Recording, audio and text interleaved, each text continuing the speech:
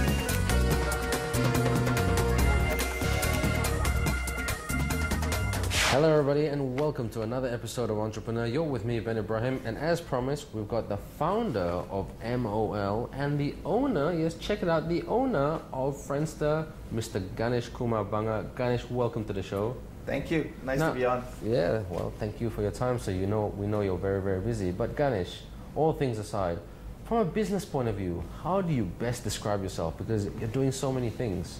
The best way to describe myself is I'm a technopreneur, Right. Which stands for technology entrepreneur. Right. And it's quite unique because the word technopreneur only exists in Malaysia. Exactly. It doesn't exist anywhere else in the world. Not in the Oxford Dictionary, yeah? No, it's not. Yeah. Do you think if it wasn't for technology, could you have become an entrepreneur?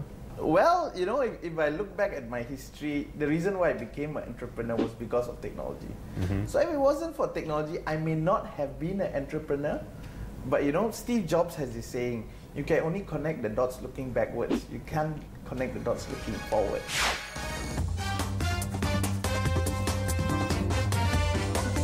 Ganesh always wanted to be his own boss. He was always very determined to be the best, and he wanted to show to the whole world that he can do a lot. He always had this inclination to the IT industry since young, because when he was very young, my grandfather bought for him a computer, his first computer. Maybe that's what developed his interest. Since I know him, he always wanted to be the Bill Gates of Malaysia. Of course, it's always easier said than done. So far as I'm concerned, I don't see anybody that are capable of doing that except for him. Of course, he has not been the Bill Gates of Malaysia yet, but something special in him, and he wants to drive towards that. So that is what it is in Ganesh. Now tell us about your business ventures. MOL, which is doing very, very well, and Friendster, which we all thought once upon a time disappeared. I founded MOL about 11 years ago. At the time when I founded it, MOL, what people referred to, is stood for Malaysia Online. If you see our branding now, it's money online. Because what we grew MOL to become is a payment service provider. Today we're one of Asia's largest online payment service providers. We handle a volume of over a billion ringgit per annum. And one of our biggest profit contributors is distribution of online games. So at the time before we bought Friendster, we had like 400,000 registered members, out of which 6% spend 200 ringgit a month. 200 ringgit a month? 200 ringgit a month. That's like 4 to 5 times mobile prepaid revenue. That's good money. And so we were looking at ways to grow that business. And then we realized that the easiest way to grow it was to grow that 400,000 to a bigger number. And how could we get that community to grow that number? And at that time, Friendster was like one of the most popular sites in Southeast Asia, actually. And I sent an email to the owner of Friendster, was Kleiner Perkins and Dover, which is one of the biggest venture capitalists in the US. And so I said, you know, we are interested to talk to you guys, either on a commercial deal, an investment, or even an acquisition. My email was never replied. So 1 year later, they looked around for the best payment service provider. They went all over the world, and they decided that we were the best payment service provider. Subsequent to that, they actually decided, or the shareholders decided to sell the company. And they asked us whether we became. So they said, yeah, you know, I was keen 3 years ago. I'm still keen today. Right. And then we went through a process and we ended up acquiring the company. So a lot of people, when I bought Friendster, they thought I was crazy. But the reason why we bought Friendster, the asset, is not because we wanted to compete with Facebook. Now, we noticed in your career, you never really worked for someone. Never wanted to, or never wanted to live that dream of working for a big multinational company when you first started your career? I'm an entrepreneur to heart. I've never actually worked for someone, but I've got a partner, which is Tan Sri Vincent Tan, who supported me along the way. He invested in my company when I was 20 years old. But again, I think the culture in MOL, the culture that I've tried to inculcate in Friendster, is really an entrepreneur kind of culture. Now, based on that concept, would you encourage that to young entrepreneurs? Most people say, look, when you're young, work for someone first, spend other people's money first. But in your case, you say, no, that's not a good idea. You got an idea, run with it. Would you encourage that to young people? I think it's the opportunity, right? If there is an opportunity that is once in a lifetime opportunity, that you really believe in, then yes, you should go all for it. But at the same time, a lot of our younger entrepreneurs or wannabe entrepreneurs, the problem they face is they look at more successful entrepreneurs and think it's an easy journey. They think being an entrepreneur is all about making money. It's not. Being an entrepreneur is not about getting rich. Right. Being an entrepreneur is about controlling your own destiny. Now, what kind of training and learnings did you have to go through to become this self-made millionaire or billionaire? Oh, I'm not a billionaire yet. I guess along the way, I learned a lot from the people around me. I had a number of mentors that I learned from. And I guess you can't learn entrepreneurship from going to university. You've got to learn entrepreneurship from the people around you. You've got to learn entrepreneurship from other entrepreneurs, especially in technology. Some things in technology you can't learn because it doesn't even exist yet. So you actually have to forecast the future, right? Well, there you go, my entrepreneur friends and fans. Ganesh said nothing beats good old mentoring. Yes, you can learn a few things about entrepreneurship from university, but nothing beats the human factor. We're just going to take a very short commercial break right here on Entrepreneur, but when we come back, we're going to ask Ganesh about his technique on how to make some serious money. Stick with us right here on Entrepreneur.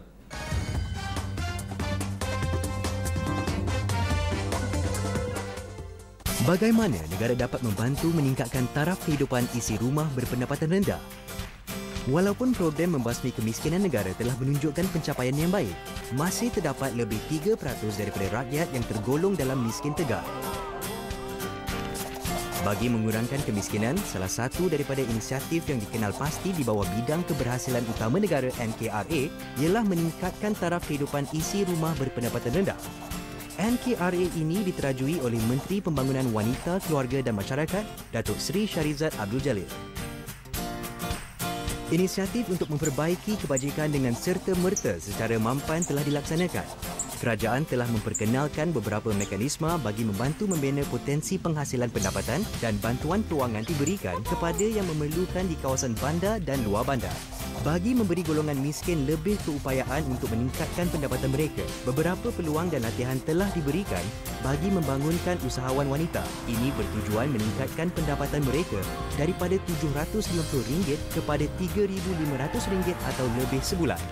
Kerajaan prihatin dengan keadaan golongan yang memerlukan. Justru, kerajaan telah menawarkan beribu-ribu unit rumah kos rendah kepada penyewa semasa pada harga 75% kurang daripada harga pasaran. Dalam usaha pembasmian kemiskinan, kemiskinan tegar telah berjaya diturunkan pada 0%. 2,000 usahawan wanita telah dilatih dan dibangunkan serta lebih 35,000 rumah kos rendah telah ditawarkan.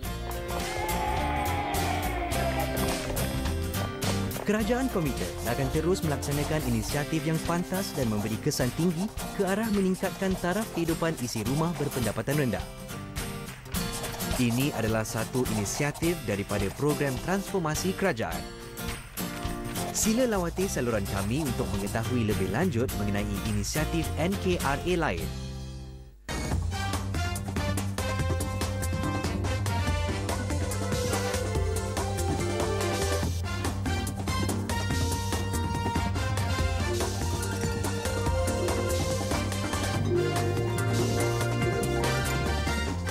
Hello everybody and welcome back to Entrepreneur. You're with me, Ben Ibrahim, and yes, today we're talking to the owner of Friendster, yes, lest we forget, and the founder of MOL, and his name is Ganesh Kumar Bangah. Ganesh, thank you very much for being with us again. Now Ganesh, last year, revenue, I heard that you made 500 million ringgit. What's the business methodology behind this? Sure. So we did, as you say, about 500 million ringgit in revenue last year. But well, we are a platform. So we are a platform basically that content partners like game companies. We are a platform that basically mobile telcos can actually leverage on to reach their consumers. We actually have 500,000 physical payment channels across more than 80 countries where people can pay cash at physical outlets for their online transactions. Mainly Asia Pacific? Mainly Southeast Asia, Malaysia, Singapore, Philippines, Thailand, India, and now Indonesia as well. So we are a platform, and a lot of the content companies, I would say, leverage on our platform and our community to reach their user base. We work with over 130 different game publishers and help them sell across the region. Right. So before everything went to plan or everything went to execution, how did you plan the process to get that result? So how it all started was in the year 2000 during the dot-com bubble. We realized that physical channels were important for online transactions, whether it be e-commerce. And we realized at that time, not many retail channels were internet connected. So, and most people were accessing the internet via cyber cafes. So we realized that cyber cafes had an important component in making e-commerce work. So what we did was we actually gave away a free cyber cafe management system. So, and we gave it for free, and very quickly we had like 15,000 cyber cafes from 150 countries worldwide using our software. And so we looked at cyber cafes, and at that time we realized that the massively multiplayer online game market was starting to grow. And there was this very popular Korean game, right, that was being played in the cyber cafes, but they were not charging yet. So I went to Korea and I licensed the right for that game in Malaysia.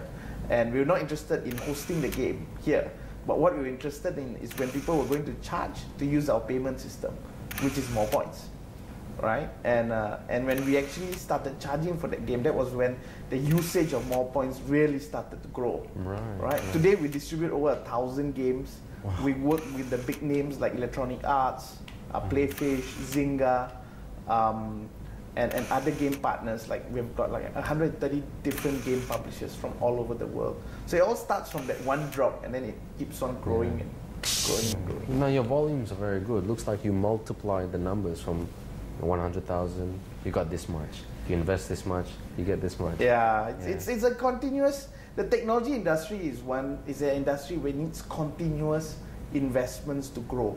Right. If you don't innovate, you don't continuously invest in research and development, a competitor is going to come out and get you. What is your biggest overhead when running this business? So in a technology company, of course, the biggest overhead is always salary. We have like 350 people across the region, and that's basically the biggest cost. And one of the important parts in business, always keeping your overheads low. You know, a lot of entrepreneurs, they raise a lot of money, and the moment they raise money, they need to hire people and spend the money. But sometimes it's about revenue and profits, not just about spending money. Right? That's why I always tell my partners and my colleagues and my staff to always manage costs, because you never know when a downturn can come. That's true. Right? So if you manage the down, or manage the downside, then you can enjoy all the upside. Right. So how do you structure the people of this company? How is it structured? Because it sounds very lean and mean, a little. But how do you structure it to get the result? I guess you need to empower people as well. Like I've got partners across all the countries. We have country managers across all the regions, right, who actually handle, they have their own P&L. So like I've got a CEO in Thailand who's my partner there. Right. In Philippines, we've got a COO there that handles Friendster. Right. So it's a lot about empowering leaders in each of the offices. And then it's also about empowering them, but at the same time also managing and adding value to what they do.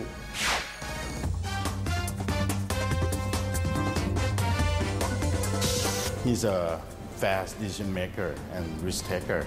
Sometimes, you know, the way he works is really fast, and we can capture the market because we need to work in the social network speed.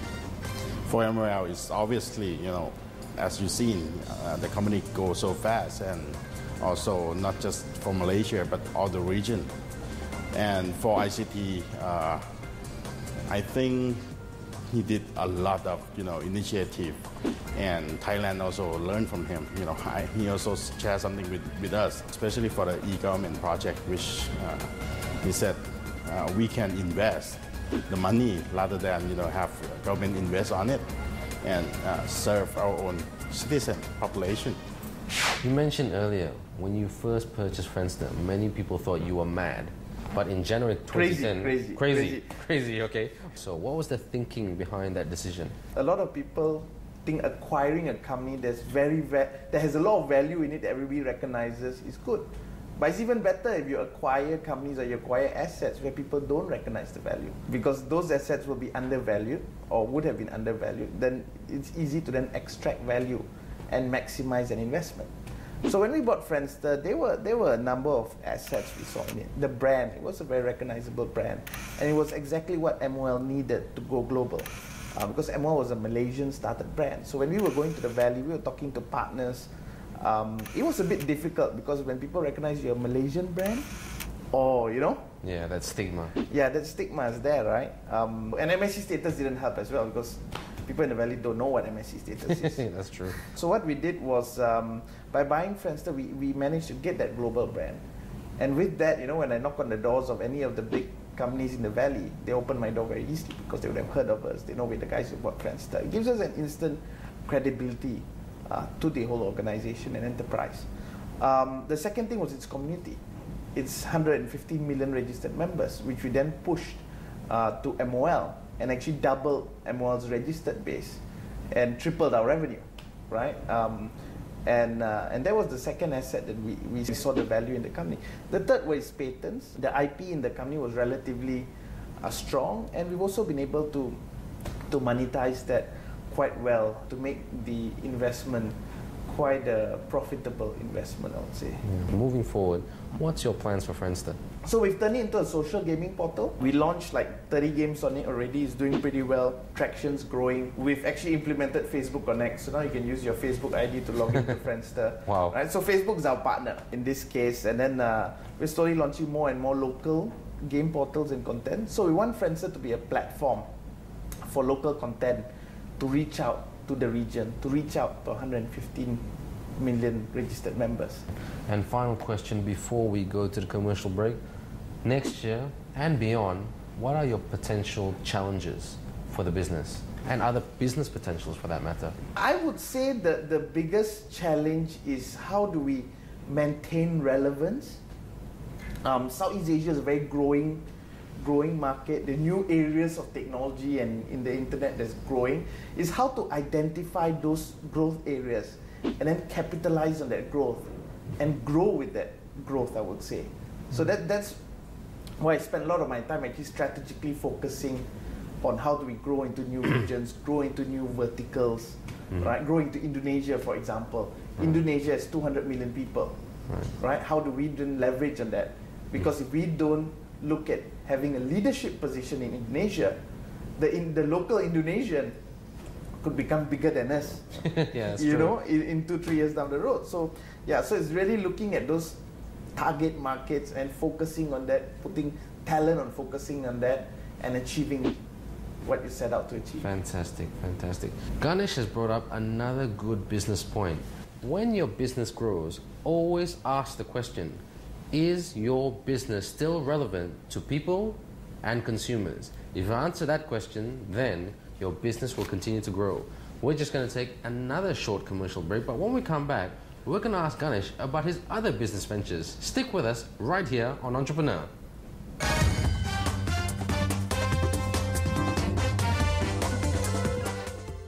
Apa ekstranya Petronas Premix 95 Extra? Ia menjadikan enjin ekstra bersih.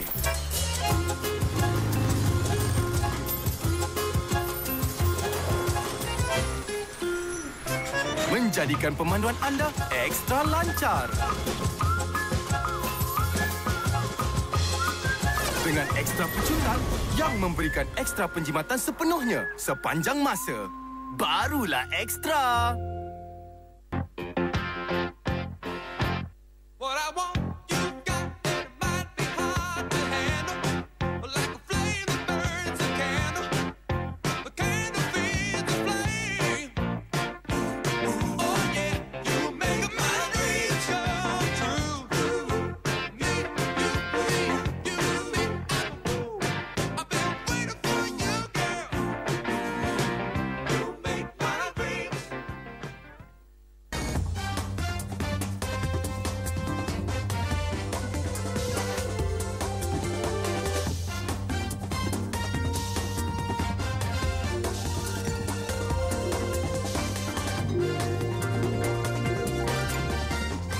Hello good people and welcome back to Entrepreneur. You're with me, Ben Ibrahim, and we're still talking to Ganesh Kumar Bangah, and he's also the CEO of MSC Cyberport.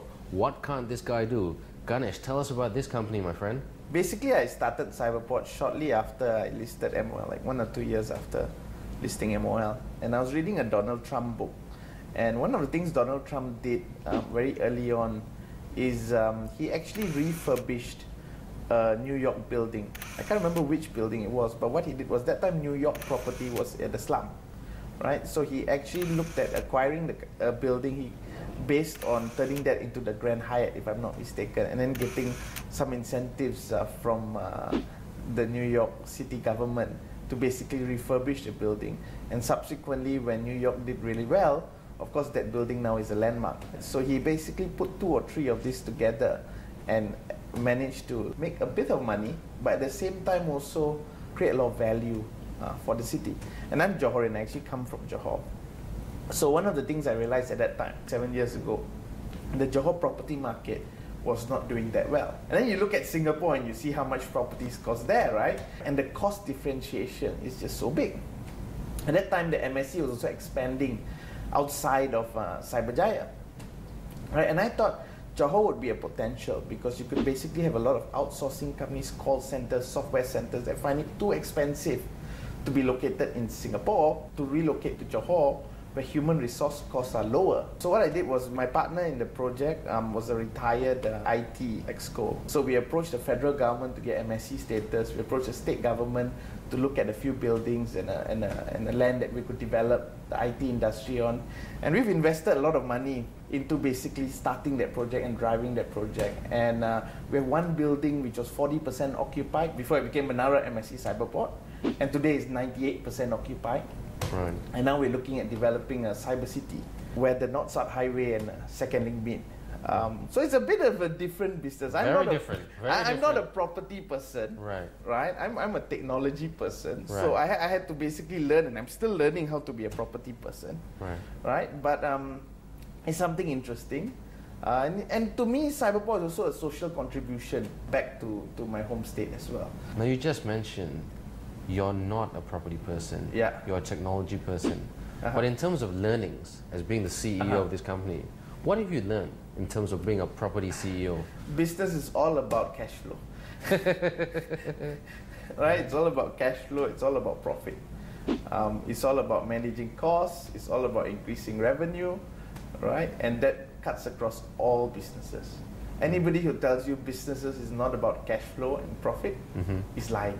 Okay. So would you say, in the property business side of things, you manage it through the numbers? I would say yes. I learn a lot. I've got a partner that looks at the property side, but I look at the numbers basically. Now, the online gaming business is a lot of fun. But what do you say to those cynics out there who say that you're kind of encouraging gambling? Because some of the games are gambling games. The thing about gaming is a lot of people have a wrong connotation. When they say gaming, they think it's gambling. Today, the biggest animation characters, the biggest intellectual properties actually come from games. The kids today, they don't watch TV anymore. They spend more time playing Farmville, Cityville, Angry Birds on their phone or on their PC. If you look at the time spent by the youth today, and you compare that with on a PC, on an iPad or a TV, they spend more time on a PC or iPad. You give any 4-year-old an iPad, he'll know how to use it in 5 minutes. So gaming is actually the next generation after cartoons. And it's going to be a future because more and more people spend time on their internet-connected devices. They also will be entertained more on those devices. That's why I say I like my games business a lot better than a property business. I can tell. Because people pay me to make themselves happy. Now you've done gaming, you're doing property and learning a lot. What's the next challenge for you? So I'm very focused on technology. I want to look at building new technologies, look at what is in the future of technologies, and then kind of like be at the forefront of it.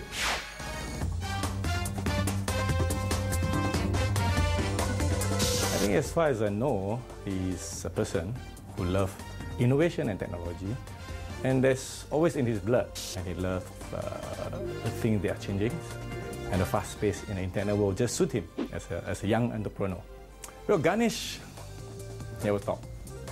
He's always thinking of doing something that he wants to do, doing better. And he loves to go around with people who have innovation vision, creativity, and more to more, he will never want to stop. That's why he is. Now, Ganesh, you became your very own boss when you were 20 years old. You're still very, very young. What's your advice for all wannabe entrepreneurs out there? Oh, I learned a saying from a billionaire. Don't be shy, no harm trying. Don't be shy, no harm trying. Well, there's your advice, folks. Short, sweet, and simple. If you have an idea, go out there and try it. If it doesn't work, well, at least you know that you've tried your best and then you've learned something.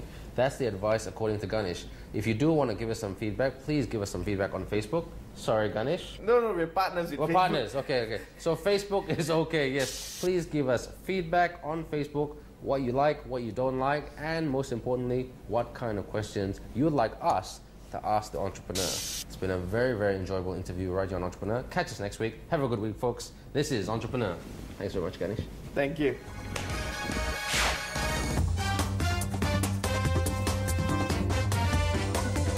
Okay, Ganesh, quick quiz just to get to know you a bit better. Nothing to do about business and technology, only about your personality. First question, favorite food? I love Sichuan food. Sichuan food. Tan tan mian, spicy Chinese. Spicy, like spicy, yeah? Yeah, I love spicy food. Okay. Favorite overseas holiday spot? Overseas. You travel a lot. Overseas holiday spot, Paris.